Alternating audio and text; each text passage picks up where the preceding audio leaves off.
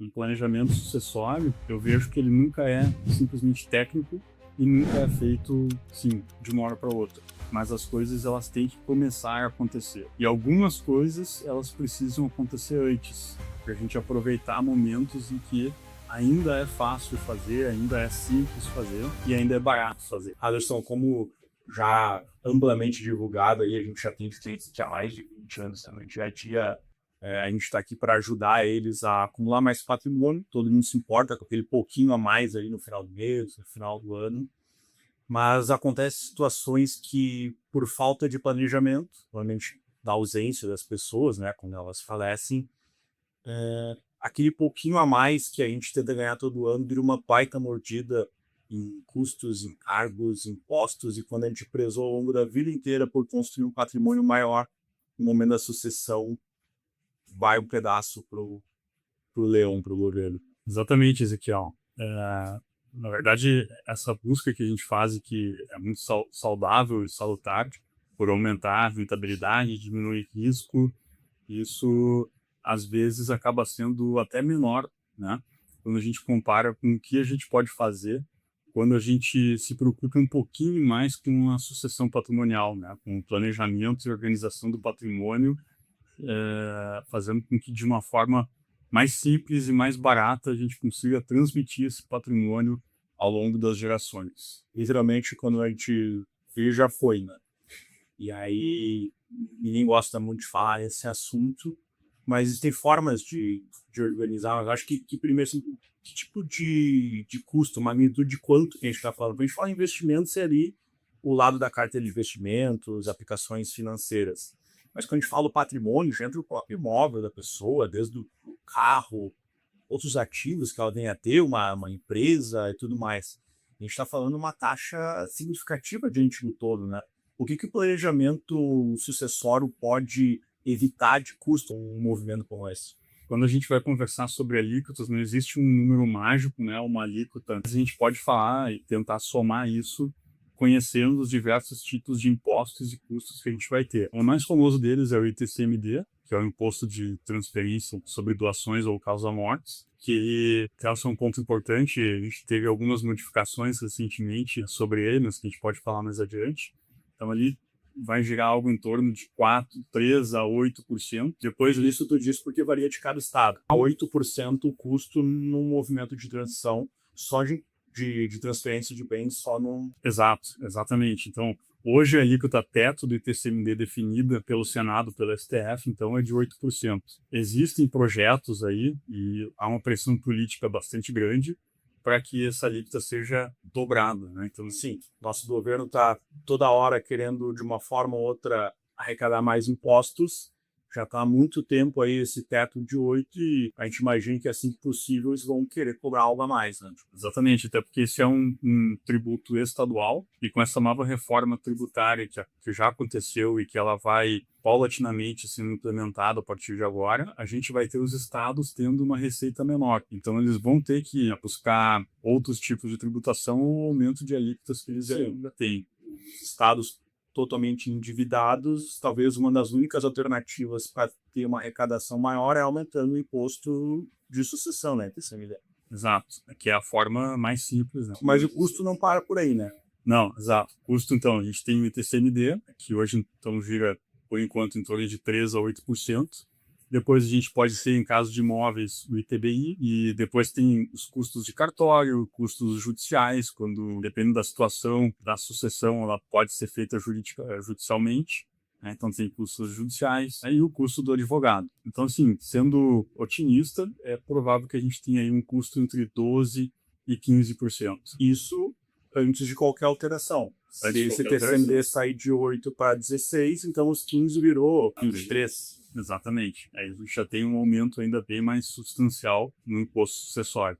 Então, quer dizer, aquela pessoa que não tem um planejamento, simplesmente deixa as coisas acontecerem, uma mudança nessa questão que provavelmente está aí por vir em breve, se tu tem 1.200.000, já fica de custos, né? O que tua família vai herdar vai ser em torno de 800 para cada 1.000.000, seria isso? Exatamente isso. E uma coisa, né, Ezequiel, a gente, quando conversa com os clientes sobre isso, a grande maioria é bastante preocupada e bastante diligente com relação a sucessão, porque, enfim, acaba pensando muito nos seus herdeiros, né, nos seus filhos, netos, mas sempre tem aquele cliente que diz, não, eu não me preocupo, Eu não ganhei nada, não então ganhei não nada, vou me preocupar em deixar. exato, eu dei educação para meus filhos e isso basta, mas acho que não é tão simples assim, porque qual é a alternativa de não fazer nada? Deixar para o governo. Deixar para o governo. E deixar para o governo, independente do teu posicionamento político, não vai querer.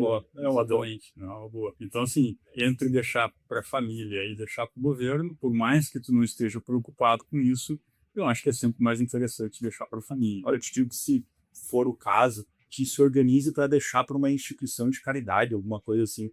Não vai deixar na mão do governo, que a gente sabe para bem como é que eles vai servir. Exatamente. Então, assim, a gente tem batido muito na tecla da urgência disso, né, nesse momento. E por que da urgência? Assim, claro, por causa dessas alterações que já aconteceram e que a gente espera que ainda vão acontecer. Tá, mas vamos lá. Hoje, quem não se organiza, em linhas gerais, vai ficar com um custo de 12% a 15%, salvo exceções. Com algumas mudanças, isso pode chegar a mais de 20%, pelo que está previsto. Okay. Mas com uma organização, a que patamar de custo a gente fala no processo sucessório? Bom, existem diversos tipos de procedimentos e de ferramentas que a gente pode fazer uso para fazer a sucessão. E também vai depender do tipo de patrimônio que cada cliente tem, né?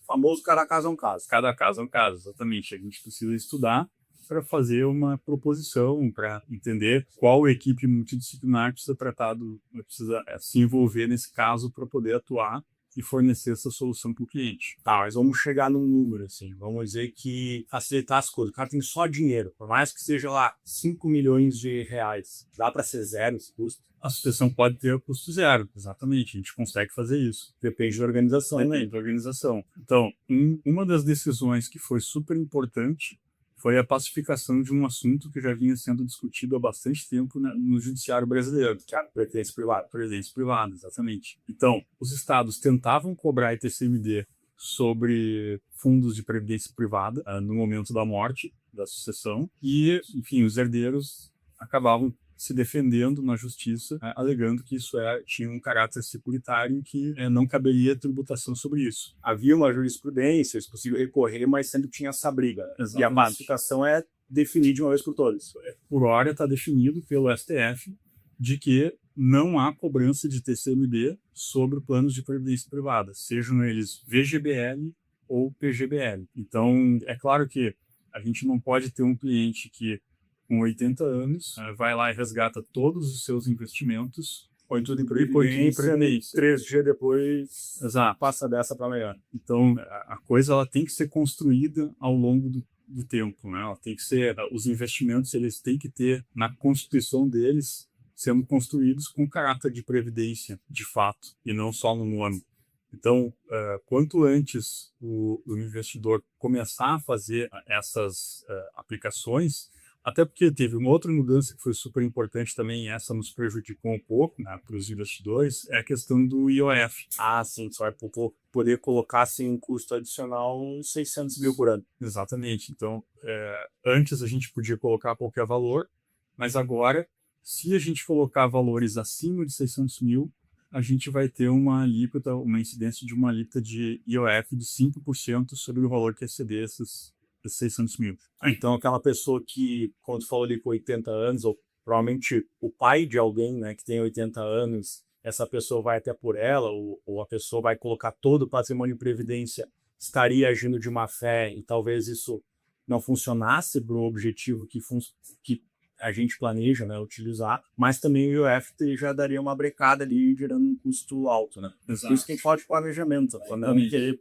passar o governo para trás, exatamente. Né? Perfeito, é isso, essa é a situação. Então, voltando lá para a pergunta de um patrimônio que eu exemplifiquei de 5 milhões, que naturalmente teria um custo ali de 12% a 15%, se aplicado tudo em previdência, teria custo zero, no caso. De forma planejada. De forma planejada, exato. Claro, vai ter o imposto de renda, porque o imposto de renda, na sucessão, não há isenção do imposto de renda, mas é um imposto que, por mais que quem tivesse investindo em previdência fizesse resgate também teria. Lembraria. E aí vem uma outra vantagem da previdência, né? Que é a gente conseguir chegar a uma alíquota mínima de 10% frente aos outros investimentos que é de 15%, e a gente não ter como cotas, que também é um grande pedágio do governo que faz com que os investimentos que têm esse tipo de tributo sejam bastante oneados aí em comparação com os que não têm, com os previdentes. E a Previdência, além de não ter esses custos de sucessão, né, que vão para zero ali no valor em Previdência, é porque ela também não entra em inventário, né? Por ela não estar em inventário, não há o custo de ICMD, e esse recurso entra como liquidez para a família. Quais outros veículos a gente pode usar isso? Seguro, holding, que faz sentido? Então, para aquele cliente que tem dinheiro, né, que tem capital financeiro, a holding ela não faz muito sentido. Então, a holding ela seria mais interessante para aquele cliente que ou tem uma empresa e aí quer colocar as cotas dessa empresa lá dentro, né? Ou um cliente que tem, por exemplo, uma grande área de terra que eventualmente vai virar um condomínio, vai virar um bairro planejado, alguma coisa assim, e que ele vai ter um grande incremento patrimonial. Aí, nesse sentido, até mais pela questão tributária do investimento e não só pela holding, valeria a pena ter a holding em si. Mas aí a holding ela vai trazer um benefício na sucessão, como por exemplo, dentro da holding tem uma terra que foi colocada lá há muito tempo e na ausência da pessoa, a proprietária, a dona da maioria das cotas, ao vender essa terra com muito lucro, o benefício é pagar menos imposto. Isso. Mas não essa malandragem que o pessoal faz de constituir uma holding com capital social de R$ 1.000, tentar lá 10 milhões em imóveis e achar que vai pagar ITCMD sobre R$ 1.000. Isso não funciona mais. Se um dia funcionou, isso não o governo já conhece esses atalhos e, de forma justa, inclusive, não vai permitir que isso aconteça. Então, em linhas gerais, uma holding vai acabar pagando o TCMD sobre o patrimônio que de fato existe ali, não a preço venal, a preço de mercado, mas pode trazer vantagens tributárias, um ganho de imposto, ganho de lucro nessa aplicação. Exatamente. E numa eventual urbanização também, né? Para quem que vai parcela. Eu acho que está aí a maior vantagem da holding, né? É o sucessor, né? Assim, a pessoa que vai deixar o seu patrimônio já fazer essa organização de forma com que não haja brigas entre os herdeiros. E também de uma organização, de o que fica com o tempo. O filho A vai ficar com isso, o filho B com aquilo, a esposa e assim por diante. Então, essa organização já evita aquela briga judicial e, às vezes, e cunhadas, e aí a coisa vai complicando. Tá, mas a gente ainda tem que chegar num custo mais baixo para ver que essas coisas são eficientes, né? A gente vê que a Previdência vai um custo zero e o seguro também tem esse mesmo caráter, né? Exato. Até seguro de vida, normalmente o vitalício é utilizado nisso, né? Mas seguros de morte também cabem para isso. E aí cabe também tanto na questão de a gente pagar um prêmio, né, para ter essa segurança de que a família vai ter aquele valor líquido de imposto, de TCMD, mas também acho que é super importante aqui a gente comentar a questão da sucessão empresarial. Aqui, quem tem empresas, o seguro de vida ele é uma ferramenta extremamente eficiente para a gente conseguir fazer a sucessão dessas, não das cotas, mas do dinheiro da empresa. Do equity, do patrimônio. Exato. Porque vamos imaginar a seguinte situação. Nós temos 2 sócios super importantes numa empresa e cada um faz uma atividade complementar. Cada um é importante naquela sua função dentro da empresa. Se um desses sócios vier a faltar, eventualmente a empresa não vai ter dinheiro, não vai ter caixa. Primeiro, para pagar a família, comprando as cotas. Teoricamente, a família entraria no negócio, que pode também causar uma divergência, um cenário. Exato. A família não vai, a pessoa que entrar da família não vai saber executar a função que aquele sócio executava. Então, a família vai ficar e vai merecer o patrimônio que diz respeito a ela. Vai merecer o patrimônio que diz respeito a ela, mas como a empresa não tem caixa para pagar, a família vai ficar desassistida. A empresa também vai ficar desassistida, porque ela vai ter que contratar um outro profissional para substituir aqueles sócios e ainda pagar a família. E ainda pagar a família. Então, talvez a empresa se torne, inclusive, inviável, porque vai faltar um profissional que desempenhava uma função chave e que a empresa não tem mais dinheiro para contratar para fazer a mesma coisa. E o seguro de vida, ele soluciona isso. Ele consegue ajudar tanto a família quanto a empresa. Ele pode ajudar das duas formas, desde que bem planejado, né, e feito de forma a cobrir essas duas arestas que podem ter ficado.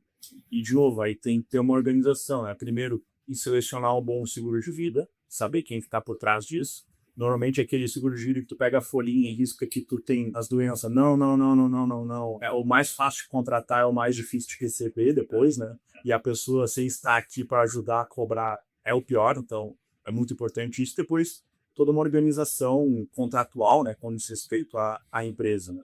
Exato, assim, a gente vê muito desses seguros, né?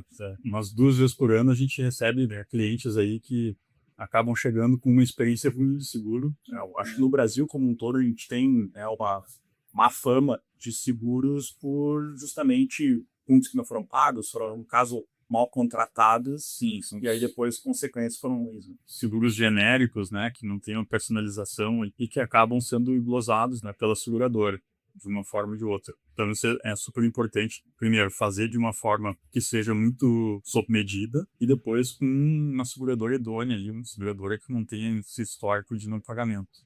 Bom, mas voltando ao custo, então, o seguro de vida na pessoa física também, a previdência, vai ser transmitida para quem ser destinada ali como beneficiário, independente ou não de alguma relação parental, sucessória, a linha natural de sucessão. Então, a pessoa pode organizar como fazer isso a custo zero na transferência, mas ativos como imóveis ou até patrimônio financeiro vai ter custo, mas a eficiência vem justamente em saber utilizar o seguro de vida, de previdência, eventuais estruturas, como falou que a hold é muito mais para ganho de capital, organização de cotas, mas tem um último aí que o pessoal negligencia um pouco, né?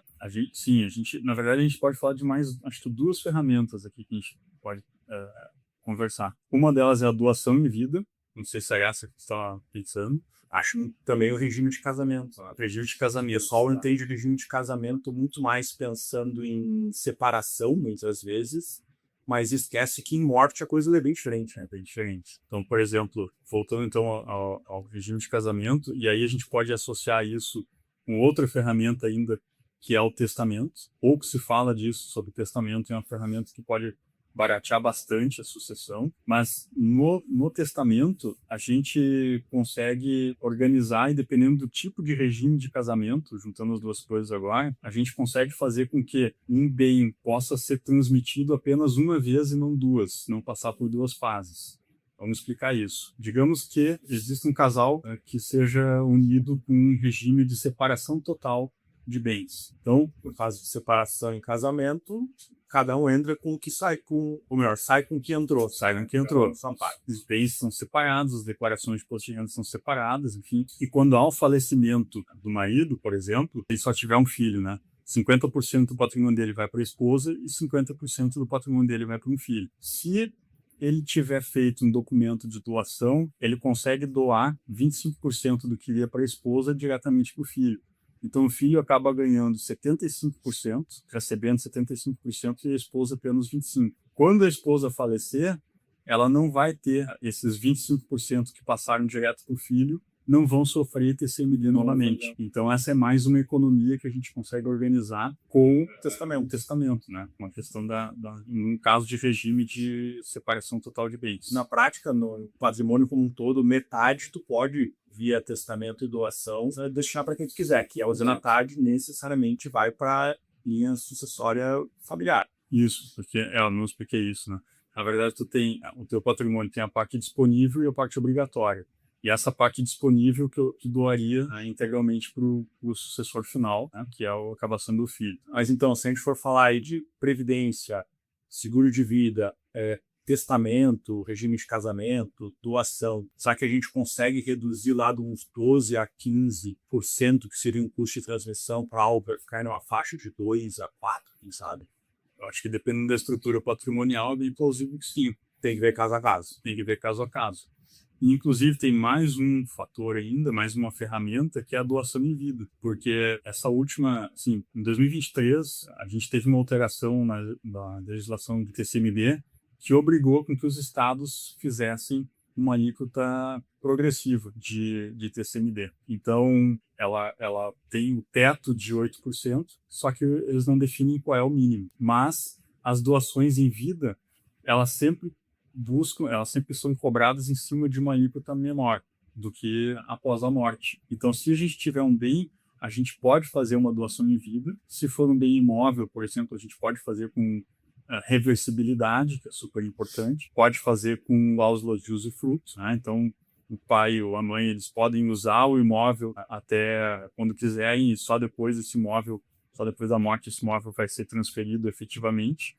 Mas aí o imposto já foi cobrado, já foi efetivamente pago. É melhor pagar antes, porque depois, com a correção monetária, a valorização, etc., além de um custo maior, pode acontecer. E aí a gente baixa o custo, né, da transmissão, porque a gente vai entrar numa alíquota menor, talvez 4%, 3%, depende do caso, do estado em que a pessoa tiver. Tá aí. Agora, por último, assim, tu como pai, marido, empresário, cara que se planeja, se organiza, que mensagem, se tu pudesse entregar lá no coraçãozinho de cada um dos nossos clientes, o que tu diria? Primeira coisa, eu acho que é a questão de que a gente sempre prefere deixar as coisas para quem a gente gosta, né? Não para o governo.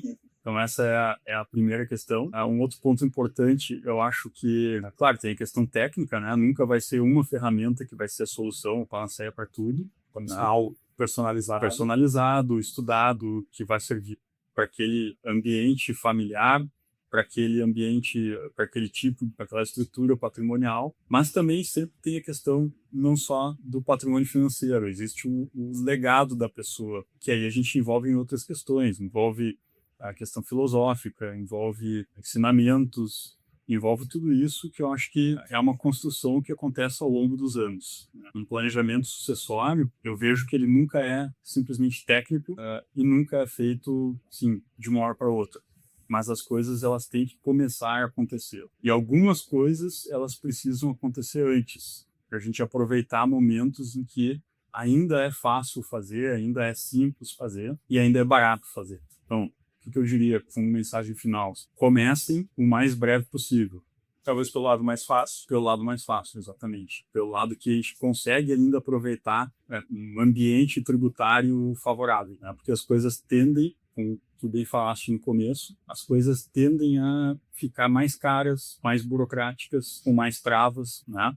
Questão da tributação de patrimônios no exterior também. Mas, enfim, eu acho que começar o quanto antes para aproveitar isso e depois ir ajeitando as coisas, direcionando isso para um cenário melhor e mais favorável, com menos custos. Bom, porque duas certezas a gente tem, os impostos e a morte. Só essas duas, exatamente.